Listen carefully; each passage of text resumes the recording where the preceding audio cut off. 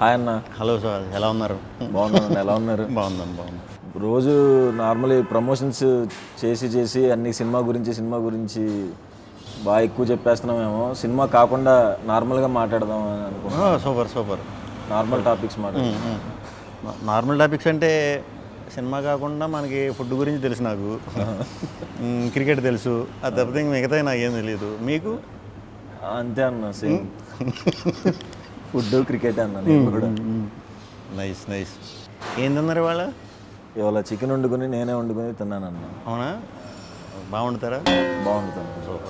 నేను బాగా వండి కాకపోతే ఎక్కువ వండించేస్తున్నారు ఇంకా ఎక్కడికి వెళ్ళినా. సో అందుకే వంటలు ఆపేసాను, చాలా ఏళ్ళు అయింది.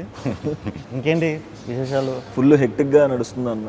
అంటే రిలీజ్ దగ్గర పడింది కదా, ప్రమోషన్స్ అని అడుగుతా కూర్చోబెడేస్తారు కదా, అది ఒక్కటే చెప్తే మనకి ఒక్కసారి రే మరీ టూ మచ్, మన గురించి మనమే చెప్పేసుకుంటున్నాం అన్నట్టు అనిపిస్తుంది డెఫినెట్గా. వాళ్ళు సినిమా చూడరు కాబట్టి టీజర్ ఇవే చూసి వాటి గురించి అడుగుతారు కాబట్టి మనం ఇంక ఓపిక్గా చెప్పాలి.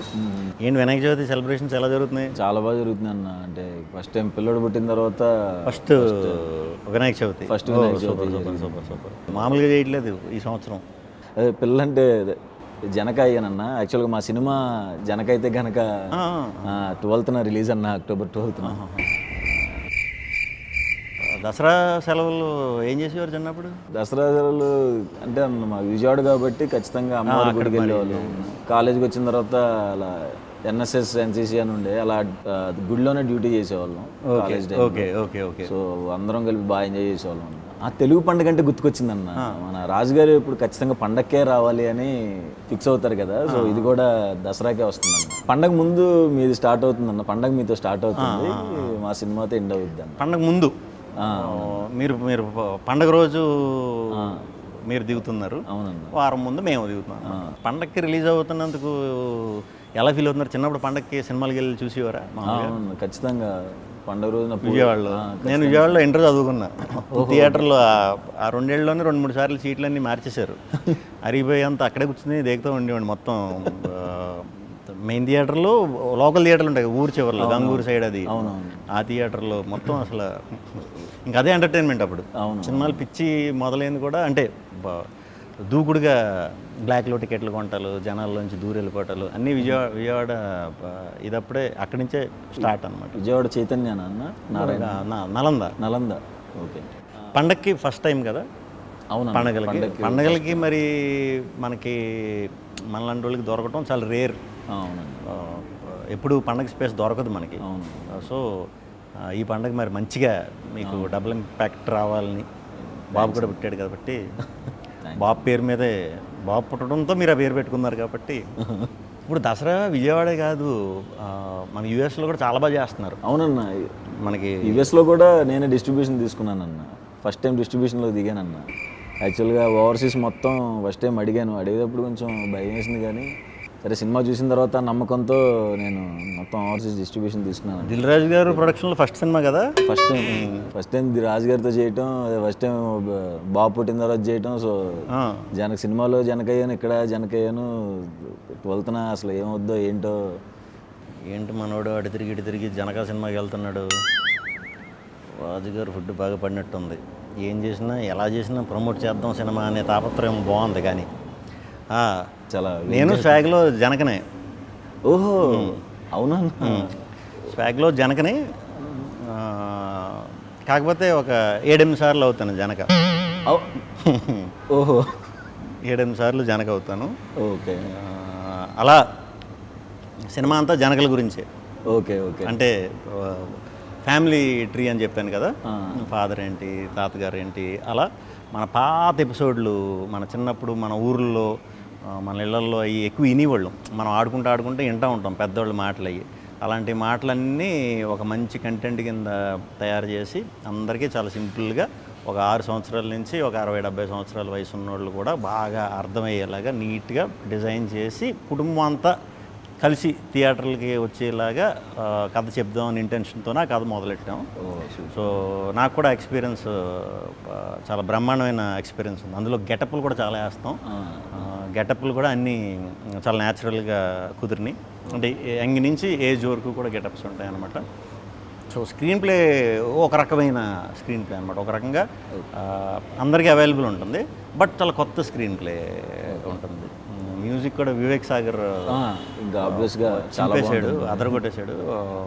ఫస్ట్ టైం అన్ని రకాలు సాంగ్స్ ఇవ్వటం జరిగింది, అదరగొట్టాడు వర్క్ వైజ్.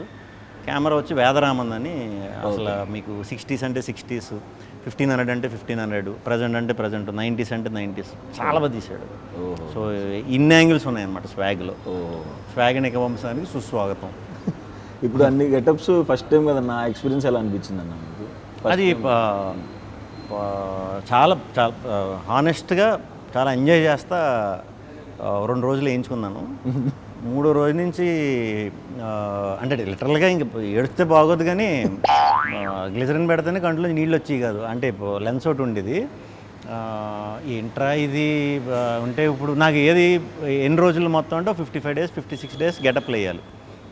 ఆ 2వ రోజు నుంచి 53 రోజులు ఎప్పుడవుతాయిరా, ఒక స్ట్రెచ్లో అయిపోయినా బాగుండు ఏదో ఒకటి, అంటే అన్బేరబుల్. అది మీరు తప్పకుండా అందరూ ఎక్స్పీరియన్స్ చేయాలి. అది మన క్లైమేట్కి కరెక్ట్ కాదు, ఇన్ ద సెన్స్ అవుట్డోర్కి వాటికి సెట్ అయ్యేది కాదు. సమ్మర్లో ఒకటి చేసాం. అబ్బో. సో ఒక్కొక్క రోజు ఏంటంటే 3-4 ఉన్న క్యారెక్టర్లు ఒకే రోజు చేయవలసి వచ్చేది, కొన్ని కాంబినేషన్ షార్ట్స్. ఓకే. అలాంటిటప్పుడైతే ఇంకా అసలు విపరీతమైన ఇది వచ్చేసేది. ఇంకా మరి మనం అవన్నీ చూపించకుండా అవన్నీ వెనకాల దాచుకుని ముందు చేయాలి కాబట్టి ఎంజాయ్ చేస్తాం. ఓకే. డైరెక్టర్ గురించి చెప్పండి. హసిత్ గోలి మనోడు. మా అబ్బాయి పేరు కూడా హసిత్ రామే. హసిత్ రామా? సూపర్. ఎలా పెట్టారు హసిత్ అని అసలు పేరు? మా కలర్ ఫోటో డైరెక్టర్ పెట్టాడు అన్న. ఓ సూపర్. సారీ, ఏం మాట్లాడుతున్నా మా సినిమా గురించి చెప్పేస్తున్నాను, మీరు చెప్పండి. హసిత్ మేము రాజరాజ్ చేసాం ముందు, మన వివేకాత్రేయ దగ్గర మెంటల్ మధ్యలో బ్రోచే చేసాం. ఓకే. సో అప్పటి నుంచి అలవాటు బాగా. ఈ సినిమాకి ముందు ఒక పాయింట్ ఇలా అనుకుంటున్నాను భయ్య అంటే, బ్రహ్మాండంగా ఉంది, కానీ దీన్ని కథ కింద ఎలా చేస్తారని నాకు క్లూ లేదు. నేను తర్వాత వేరే షూటింగ్ బిజీలో పడిపోతే ఒక 2 monthsకి మళ్ళీ నీట్గా ఇది ఇలా అనుకుంటున్నాను, స్ట్రక్చర్ చెప్పాడు. నాకు అది చెప్పేసరికి అది ఆశ్చర్యం వేసింది నిజంగా. అంటే దీన్ని మనం నిజంగా కనుక కరెక్ట్గా చెప్పగలిగామంటే ఆడియన్స్ని మనం గెలుస్తున్నాం. మనం సినిమాలు ఇది చేస్తున్నాం, మనకి పేరు వస్తుంది, మనం పాన్ ఇండియాకి వెళ్ళి కొడుతున్నాం, అక్కడ కమర్షియల్గా షేక్ ఆడిస్తున్నాం, తెలుగు ఇదంతా వస్తుంది. హీరోలు గెలుస్తున్నారు, ప్రొడ్యూసర్లు డైరెక్టర్లు ఇది చేస్తున్నారు మొత్తం. మనకి తెలుగులో శంకరాభరణం, స్వాతిముత్యం ఇలాంటి గొప్ప సినిమాలు కూడా ఆడించిన ఆడియన్స్ ఉన్నారు మనకి. ఇలాంటి సినిమా చేసినప్పుడు ఆడియన్స్కి గెలిపిస్తారు, ఆడియన్స్ గెలవాలి అనేది గట్టి నమ్మకం నాకు. ఆ ఒక్క ధ్యేయంతోనే ఈ సినిమా చేయడం జరిగిందన్నమాట. ఆడియన్స్ని గెలిపించాలి. మన్నే ఎప్పుడు వాళ్ళు గెలిపిస్తున్నారు, వాళ్ళకి రిటర్న్ ఇవ్వాలి. మన తెలుగులో కూడా ఒక హట్కే కంటెంట్, అంటే ఇప్పుడు దాకా ఎక్కడ ఎవరో చెప్పని కంటెంట్, గొప్ప విషయాన్ని చెప్పే ఇదిగా కుదిరింది. బాగా మంచిగా సెటప్ చేసుకుని, అంటే సినిమాకి ఎలా మనం ఇది చేయాలో, మనకి హౌ టు లివ్ అనేది కూడా మనకు పురాణం వెనకాలకి మనం వెళ్ళి సనాతన ధర్మం వీటిల్లో తెలుసుకున్నామంటే అవి ఓన్లీ హౌ టు లివ్ అనేదే రాసి ఉన్నది దాంట్లో. దాన్ని ఫాలో అవటం వల్ల మనకు తెలిసేది అదే లైఫ్ గురించి ప్యూర్గా. అలాంటి గొప్ప పాయింట్లు దీంట్లో ఇంక్లూడ్ చేసినప్పుడు దీన్ని చాలా చాలా నిష్టగా ఇదిగా చెప్పాలన్నట్టు చేసాం. సో హసిత్ తప్పకుండా చాలా మంచి స్టోరీ టెల్లర్ అవుతాడు ఫ్యూచర్లో కూడా. తప్పకుండా మనం అందరం కూడా మళ్ళీ వర్క్ చేయాలి మనోడితో, అందరూ ఎక్స్పీరియన్స్ చేయాలి అది. మీ శాండీతో ఎలాగ నేను చేస్తాను డౌట్ లేకుండా. మీ శాండీ కూడా నాకు వెరీ ఓపెన్. అంటే అప్పటికి స్టార్టింగ్ ఏది మన ప్రభాస్ గారి సినిమాకి వర్క్ చేసే స్టార్టింగ్లో నేను అనుకోకుండా ఫ్రెండ్ త్రూ కలిసా. ఓకే, అరే ఇంత మంచిగా ఉన్నాడు లోపల అనిపిస్తుంది కదా మనకి, ఇంత మంచోడుకి అంటే ఏం పాపం ఓన్లీ నిజం చెప్పడం వచ్చి మనవాడికి ఇంకేం బ్రెయిన్లో ఉండవు. పాపం ఇలాంటి వాడు సినిమా ఇండస్ట్రీకి వచ్చాడు, ఇక్కడ కొంచెం బుర్ర వాడాలి లేకపోతే పాపం అన్నట్టు అనుకున్నా. కానీ మంచోళ్ళకి ఎప్పుడు మంచి అవుతుంది అన్నట్టు నిజంగానే మీకు ఈ బ్యానర్లో రావడం అనేది సూపర్. అంటే మనకి మంచి కథ చెప్దామని ఉద్దేశం ఉంటేనే చాలా మంచి అవకాశాలు వస్తున్నాయి. ఇంతకుముందు అలా ఉండేది కాదు. మీకు ఎక్స్పీరియన్సే. ఒక డైరెక్టర్ అవ్వాలంటే ఎన్ని చేయాలో ఏం చేయాలో అంటే వేరే నేను అట్లా అంటే ఉంటాయి, చిన్న స్క్రీన్ ప్లేస్ ఉంటాయి. ఇప్పుడు అవన్నీ అవసరం లేదు. మంచి కథ దొరికిందంటే పెద్ద ప్రొడ్యూసర్లు కూడా దిగి చేద్దాం అనే దాకా వచ్చేసాం. సో వెరీ గుడ్ డేస్ అని నేను గట్టిగా నమ్ముతున్నా. సినిమా టైటిల్ అదే సినిమా చేయకముందు మీకు జనక అయితే గనక అంటే ఇది అని తెలుసా? తెలుసన్న. ఏ ఊరు? విజయవాడ. అయితే కానీ చాలామంది అంటే ఇలాంటి టైటిల్ నాకు చాలా బాగా నచ్చింది టైటిల్. థ్యాంక్స్ అన్న. మనం అలా అచ్చ తెలుగులో కొన్ని టైటిల్స్ మనం పెడదామని చూసినప్పుడు అచ్చ తెలుగులో మనం కొన్ని పదాలు వాడినప్పుడు అవి అర్థం కావట్లేదు కదా అని అంటారు. చుట్టూ ఉంటారు కదా కొంతమంది, ఎందుకు కొంచెం అందరికీ అర్థమయ్యేలా పెట్టమంటారు.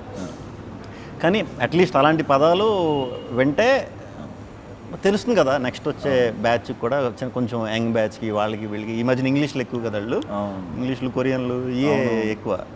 సో తెలుగు ఎంతో కొంత పోర్ట్రేట్ చేయడం అనేది చాలా మంచిది. కొంతమంది వచ్చి మంచి అంటే అర్థం కావట్లేదు, ఏమన్నా మంచి స్వాగ్లో పెట్టచ్చు కదా టైటిల్ అంటున్నారు. స్వాగ్లో అంటే గుర్తొచ్చింది, మాది స్వాగ్ టైటిల్ కదా. నేను అలా మంచి అచ్చ తెలుగు టైటిల్ ఎప్పుడు చూస్ చేసుకుంటా. మా ఫుల్ ఫామ్ కూడా ఏంటంటే స్వాగనిక వంశానికి స్వాగతం. ఓకే. ఇప్పుడు ఇదంతా ఇక్కడ ఫిల్మ్నగర్ నుంచి ఫిల్మ్నగర్ డౌన్ వరకు రాసినట్టు ఉంటుంది. ఇప్పుడు ఇలా పాస్ అయ్యేటప్పుడు చూడాలి కదా, చూసేవాడు టప్ అని స్ట్రైక్. కొంతమంది చదవలేరు కూడా తెలుగు గమ్మని ఫట్ అని స్వాగనిక వంశం ఇవన్నీ అంటే తిరగవని కొంచెం చిన్న సందేహంతో స్వాగ్ అని షార్ట్ ఫామ్లో పెట్టామన్నమాట. ఓకే. మొత్తం స్వాగ్ ఎలా ఉండబోతుందన్న? స్వాగ్ అంటే కొత్త కదా శ్వాస. ఓకే. కొత్త కథ మీరు చేసి అన్ని కొత్త ఐడియాలు, కొత్త కథలు. అవి రెఫరెన్స్లు ఉండవు మనకి బేసిక్గా. ఇలా ఇలా ఇలా ఇలా చేద్దాం, లేకపోతే అలా ఉంటుంది ఇలా ఉంటుంది అని చెప్పడానికి అంత ఈజీగా ఉండవు.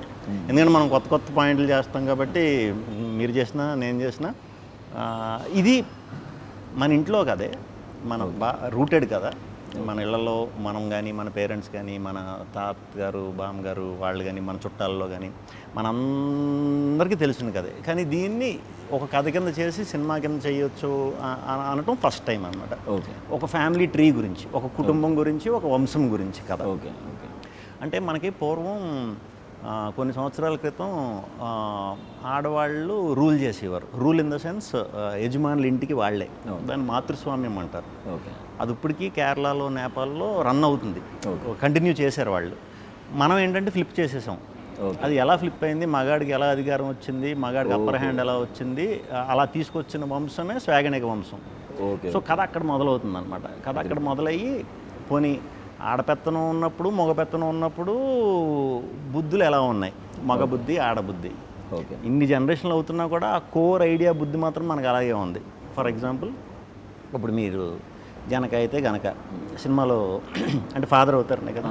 సో మ్యాక్సిమం చాలా ఇళ్లలో మనకి బాబు కోసం మనం చూడకపోయినా మన జనరేషన్ బ్యాచ్, మన పేరెంట్స్ ఆడపిల్లలు పుట్టినప్పుడు అరే ఇంకో బాబు వరకు చూడొచ్చు కదా అని అంటారు చాలా. అది వెరీ కామన్ ఈ ప్రస్తుతం. మన పేరెంట్స్ జనరేషన్లో కంపల్సరీ మగపిల్లడు ఉండాలి ఇంటికి. అంతకుముందు జనరేషన్లో మగపిల్లడు పుట్టే వరకు అలా దింపుతూనే ఉండేవారు ఆడపిల్లల్ని. అది సైకాలజీ అలా ఉందన్నమాట. సో ఆ జనరేషన్కి, మధ్యలో జనరేషన్కి, ఈ జనరేషన్కి ఉన్న మా తేడా ఎంత డెవలప్ అయ్యాం, ఏమేమి వాటిలో డెవలప్ అయ్యాం, అక్కడి నుంచి ఇక్కడ దాకా వచ్చాం, అన్నిటిలో డెవలప్ అయ్యాం, దాంట్లో అయ్యేమా లేదా ఆ ఈక్వాలిటీలో అనే దాని మీద కోర్ పాయింట్ ఇది. దీన్ని ఎంటర్టైనింగ్గా క్యారెక్టర్లో అంటే ఒకే వంశం కాబట్టి నేను కొన్ని జనరేషన్స్ నుంచి ఒకే పోలికలతో పుడతా ఉంటాను అనమాట. ముగ్గురు కింద నలుగురు కింద పుడతా.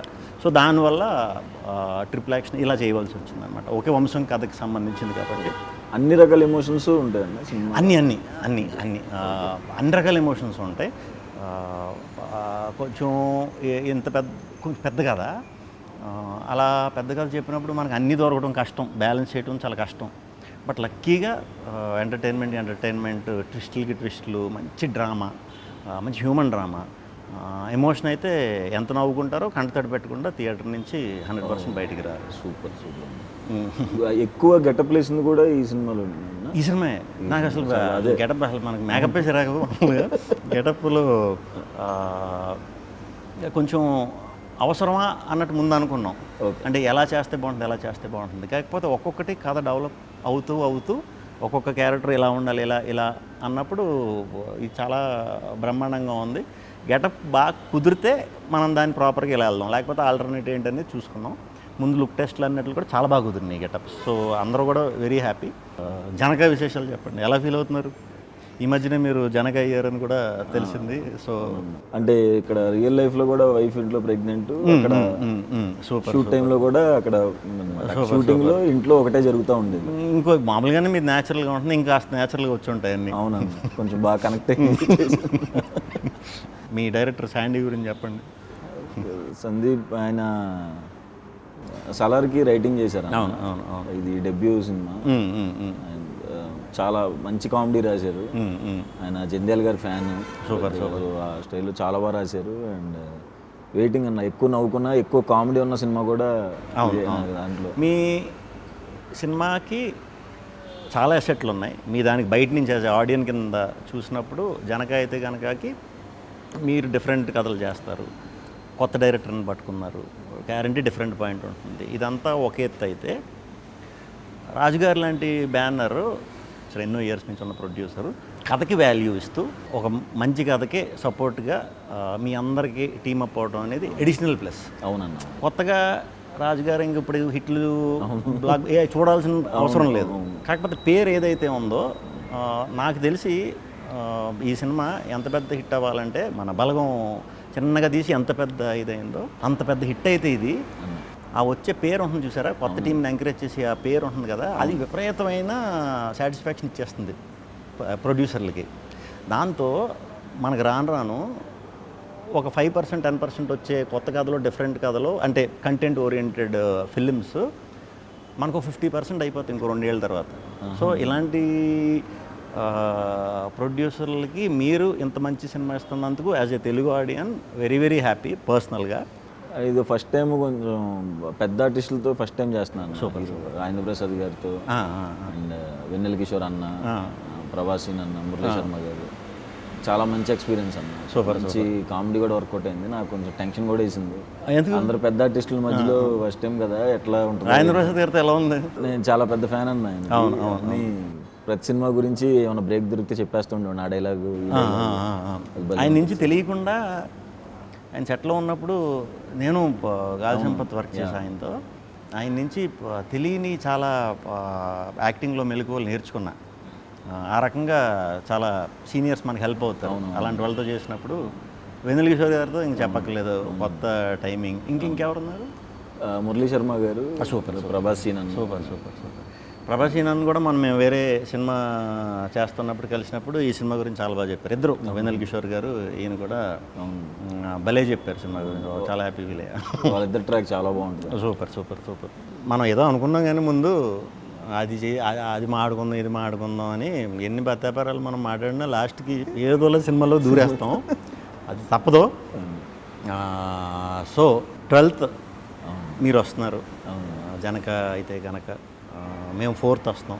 మీ ముందు సినిమాలు ఎలా డిఫరెంట్గా అప్రోచ్ ఉన్నాయి ఆడియన్స్కి. సుహాస్ అంటే ఒక డిఫరెంట్ సినిమా చేస్తాడు, చాలా న్యాచురల్గా చేస్తాడు అనేది ఏదైతే ఉందో అది ఒక 10 రెట్లు పెరగాలని మీ టీం అందరికీ, రాజుగారికి, శాండీకి, టెక్నీషియన్స్ అందరికీ కూడా చాలా మంచి పేరు రావాలని, దసరా రోజు విజయదశమి మీ సినిమా పెద్ద విజయం సాధించాలని మనస్ఫూర్తిగా కోరుకుంటున్నాను. Thank you.